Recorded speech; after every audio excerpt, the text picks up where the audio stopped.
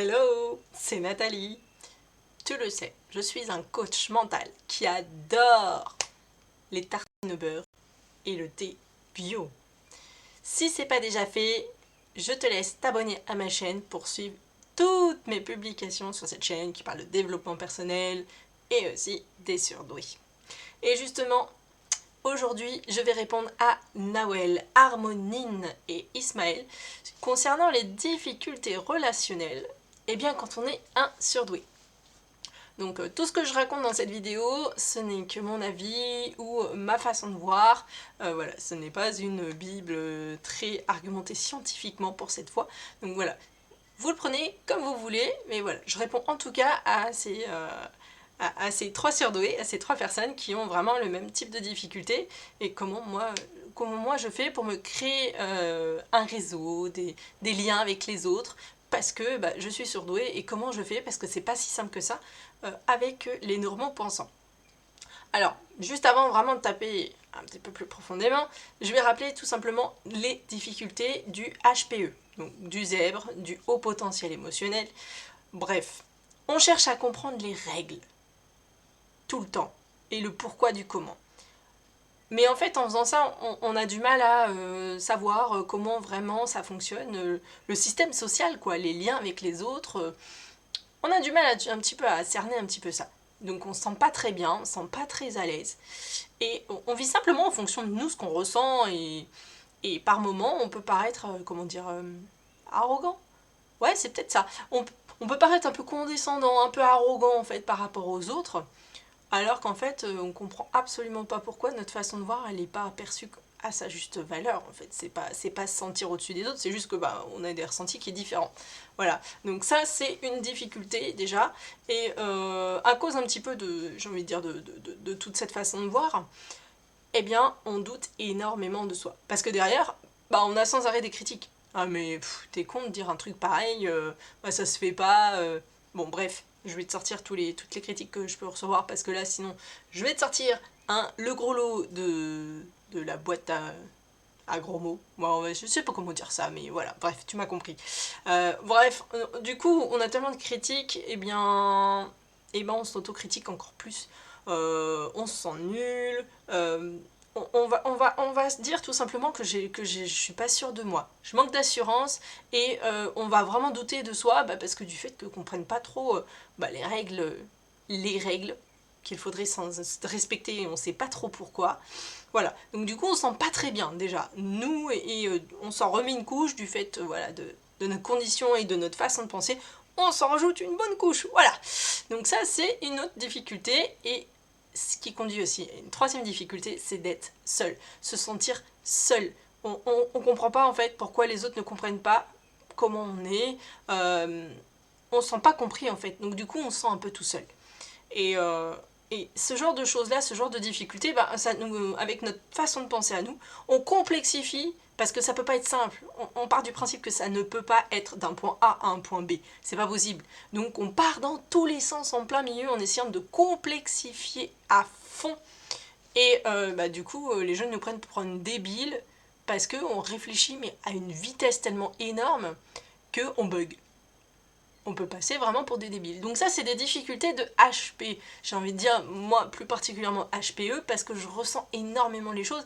Et alors là, les montagnes russes émotionnelles, jackpot.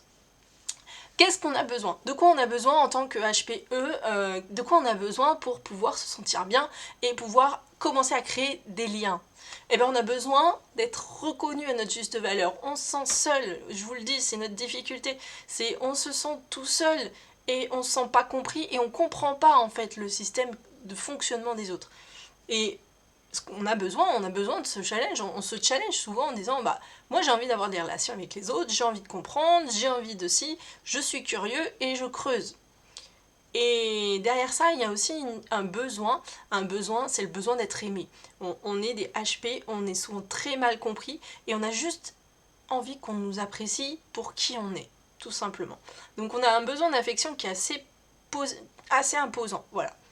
Donc maintenant que le mini tableau des HPE est fait, maintenant on tape dans le dur.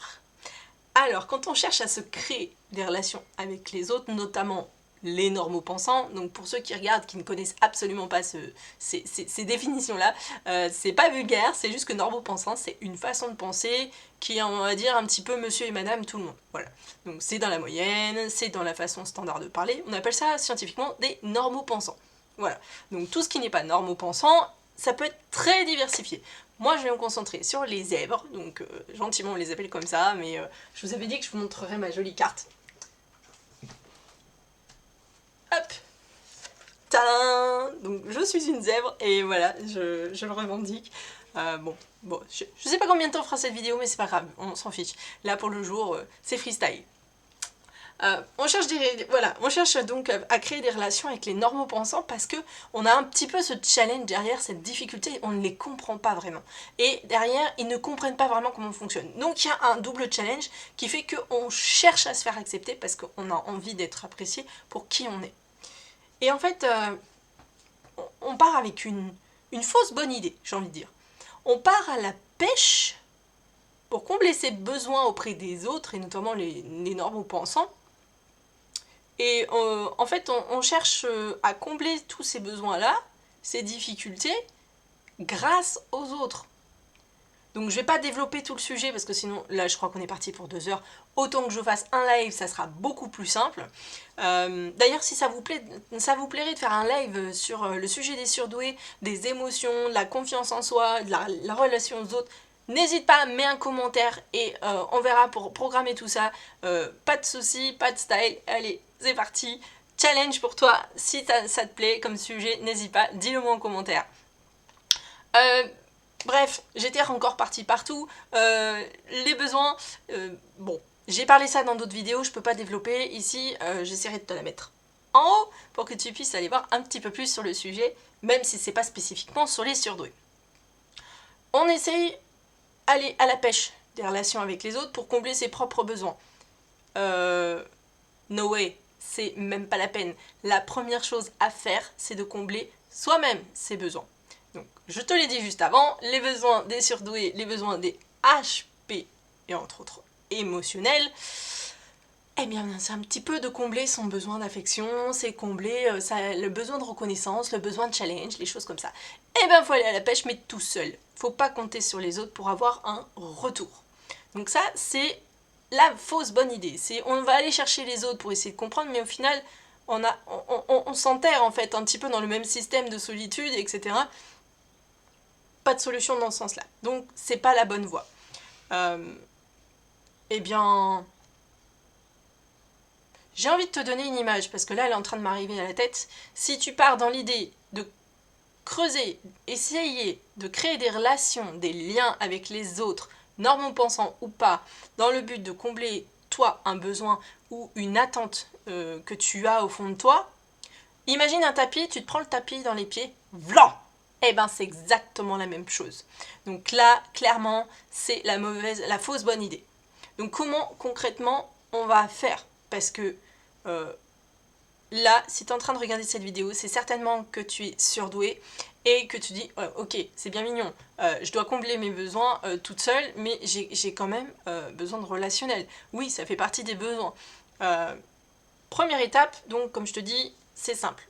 Tu t'occupes de tes besoins. Combler ces failles, c'est extrêmement important. Et tu vas pas me dire que tu as zéro idée pour combler tes besoins, parce que si tu identifies un besoin, là, tu n'es pas la bonne personne là. Je sais pertinemment qu'on a une façon d'exploiter notre cerveau qui est incroyable. Donc des solutions, des idées, même saugrenues, tu vas en avoir à la pelle. Trouve celle qui te plaît le plus, ou peut-être celle qui sera le plus rapide à mettre en place là, rapidement, dans la journée. Ça peut donner une bonne idée en disant bah ouais, celle-là elle est complètement folle, mais en fait, d'ici ce soir, je pense que j'aurais pu combler mes besoins. Pourquoi pas? Voilà, c'est la première étape, elle est incontournable. Il faut vraiment combler ses propres besoins. Et une fois qu'ils sont satisfaits, tu vas simplement te rendre compte que bah, tu n'as besoin de rien ni personne pour combler ces besoins-là. Donc tu vas te retrouver avec une matière qui est beaucoup plus saine pour pouvoir aller voir les autres. C'est là que tu vas faire les 3 mouvements. Pouf! Tu observes davantage ton entourage. tu n'as pas besoin de combler, tu vas pas à la pêche à quelque chose. Donc tu vas prendre plus le temps d'observer ce qui se passe. Donc tu vas faire encore plus travailler ton cerveau parce que tu vas voir plein de choses. Et là, à ce moment-là, tu vas gratter. Tu vas écrire, tu vas réfléchir, parler à voix haute, enregistrer, faire des dessins. Tu vas observer ce qui se passe autour de toi, tu vas beaucoup penser et tu vas écrire. Et qu'est-ce que tu vas faire avec tout ça? Magie! Tu vas tout simplement te rendre compte de ce qui est important et des liens en fait entre toi, ce que tu aimes, ce que tu apprécies, en faisant simplement de l'observation des autres. Et tu vas constater toi-même qu'avec certaines personnes, tu as des courants, des fibres, des points communs, des choses que tu peux exploiter et approfondir parce que c'est un sujet qui te passionne ou c'est un sujet qui te plaît ou que tu aimerais creuser et ça crée des liens. Et quand on est surdoué, on a besoin de poser son cerveau. Donc son cerveau, il faut le poser mais bien avant. Donc c'est pour ça qu'il faut vraiment combler tes besoins, réfléchir, poser, regarder ce qui se passe autour de toi et gratter, regarde partout. Et tu laisses partir ton cerveau vraiment dans tous les sens. Et une fois que tu l'as laissé partir et que vraiment Bon, je vais pas dire que tu as été jusqu'au bout, parce que ça c'est jamais possible, mais que tu as vraiment une large vision des choses, que tu as pu resserrer vraiment sur ce que tu as constaté que ça finalement ça revenait très très souvent et que c'était des choses qui te tenaient à cœur, finalement tu vas peut-être associer des personnes. Et petit à petit, tu vas dire, ah mais ouais, mais cette personne, finalement, j'ai envie de creuser un peu plus sur tel sujet, sur telle chose. C'est ça, le focus que j'ai envie de te dire qui est important quand on est surdoué, c'est de focaliser sur un point. Ou vraiment deux, mais voilà, par personne, essaye de focaliser sur un point. En fait, c'est ce qui va te permettre de canaliser un petit peu ta façon de penser, qui part de toute façon dans tous les sens, mais ça te permet de canaliser sur un sujet et de pouvoir accrocher une personne et de pouvoir discuter sur un sujet précis et permettre à un normopensant, si effectivement en face c'est un normopensant, d'apprécier d'avoir un échange sur un seul sujet. Une fois que la première étape, j'ai envie de dire, du sujet en question est amorcée, la personne doucement mais sûrement, elle va comprendre aussi, elle va voir ton attitude, elle va voir que tu as un comportement différent. Après, ce sera à toi simplement de communiquer. Là, ça, c'est ce que je dis souvent à mes clientes quand elles ont des problèmes et qui sont surdouées, tout simplement. Il faut simplement communiquer. On a peur du regard des autres. On a tout simplement peur du jugement, du fait d'être différent et d'avoir une façon de penser différente. Et il faut simplement expliquer aux autres notre façon de penser. Je te donne un exemple, je le donne souvent, mais moi, pour réfléchir à quelque chose, j'ai besoin de fixer un point. Et souvent, un point, c'est une personne. Donc, c'est souvent à la maison que ça se passe. C'est souvent mon mari que je regarde fixement. Mais il y a bien des années en arrière, avant qu'on soit mariés, les toutes premières fois, je le regardais, il me dit, mais t'es pas bien, toi? Pourquoi tu me fixes comme ça? Au début, j'osais pas le dire, non, rien, et je passais à autre chose. Mais au fur et à mesure du temps, je me suis dit, je vais lui dire tout simplement, pour me concentrer, pour me focaliser, je fixe mon regard sur quelqu'un. Mais il dit, ok, c'est bizarre, mais ok. Et c'est tout. Et voilà, maintenant, avec le temps, il sait, parce qu'il m'a découverte, voilà, dans ma complexité totale.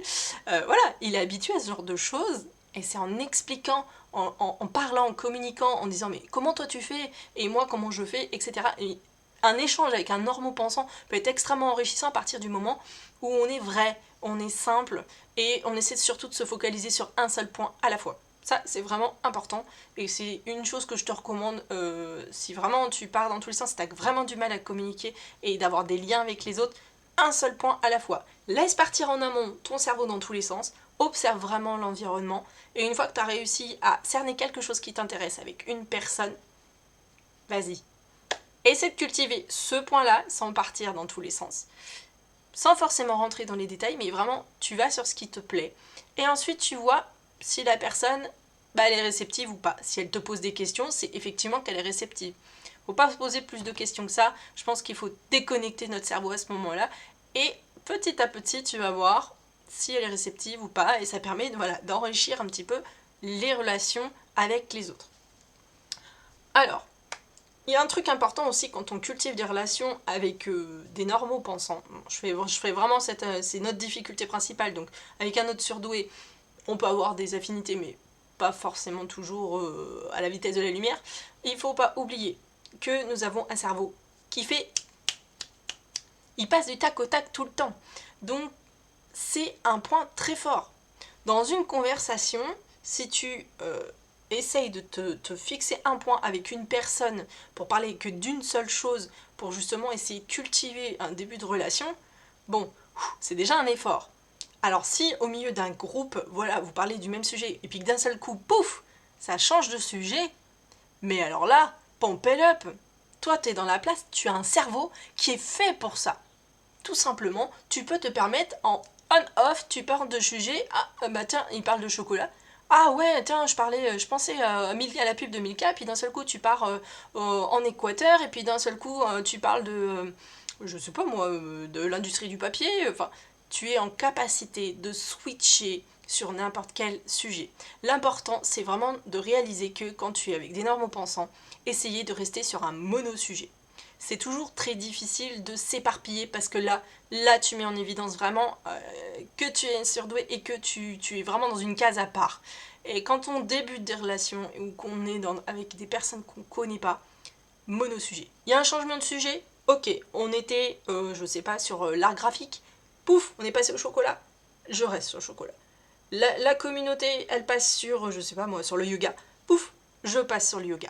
Ça, c'est une règle fondamentale que j'ai pu essayer, que j'ai pu tester, que j'ai pu encore aujourd'hui expérimenter. Vraiment, vraiment, ça, si tu arrives, au début c'est difficile, mais si tu arrives à rester sur un mono-sujet et laisser les autres poser des questions, c'est jackpot, c'est un bon début de relation. Après, voilà, c'est les questions et l'honnêteté, la transparence qui fera que ça marche ou ça marche pas. Il faut accepter que les autres, ça l'intéresse pas. Et ça, c'est pas ton problème, c'est le sien. Ok, toi, tu passes à autre chose. Voilà. Faut avoir en tête qu'il faut accepter que ça ne fonctionne pas. Voilà, tout simplement. C'est aussi un point que je voulais te dire.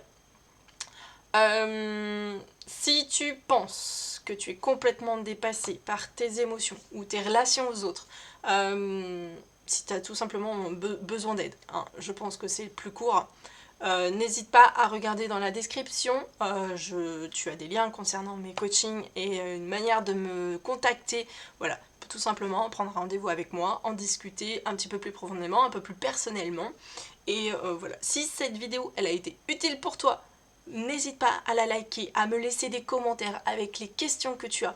J'essaierai d'y répondre, tu vois, comme aujourd'hui Ismaël, Harmonine. J'espère que cette vidéo, elle vous a un petit peu éclairé l'esprit. Et je vous dis à très bientôt dans une prochaine vidéo. En attendant, sois sage. Ciao, ciao.